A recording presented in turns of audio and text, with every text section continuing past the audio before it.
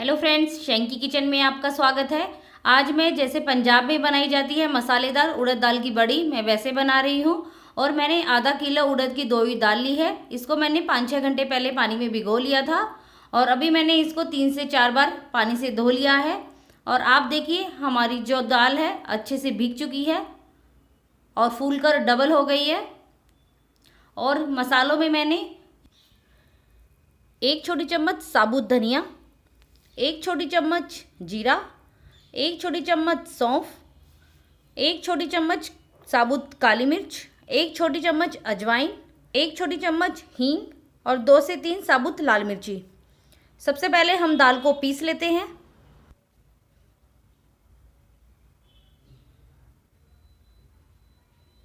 अभी हमारी जो दाल है ज़्यादा गाढ़ी है तो हम थोड़ा सा पानी डाल देते हैं और दाल को पीस लेते हैं।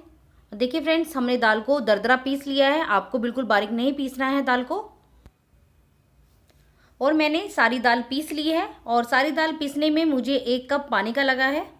और अभी मैंने 1 कटोरी में 1 चम्मच पानी ले लिया है और साथ में अभी हम 1 चम्मच हींग डाल देते हैं और इसको हम एक तरफ रख देते हैं। अभी मैंने एक मिक्सी का जार लिया है, उसके अंदर हम अजवाइन, धनिया, काली मिर्च, जीरा और सौंफ और साबुत लाल मिर्ची डाल देते हैं और इन मसालों को हम दरदरा पीस लेते हैं। मैंने मसालों को दरदरा पीस लिया है। मसाले डाल देते हैं। अभी हमने जो हींग का पानी बनाया था वो डाल देते हैं। अभी हम अच्छे से मिक्स कर लेते हैं।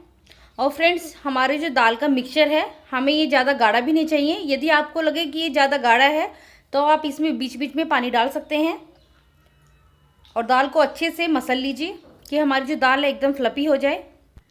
मुझे 2 मिनट हो गए हैं दाल को मसलते हुए और मैं इसके अंदर 3 से 4 चम्मच पानी डाल चुकी हूँ।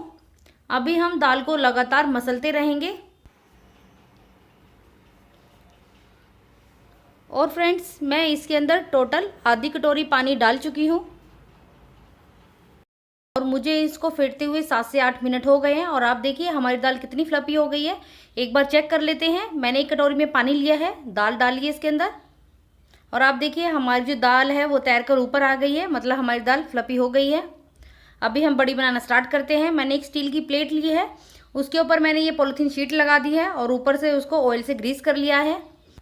आप डायरेक्ट स्टील की थाली भी बना सकते हैं। और फ्रेंड्स, मैंने मीडियम साइज़ की बड़ी बनाई है, आप अपने हिसाब से छोटी या बड़ी बना सकते हैं।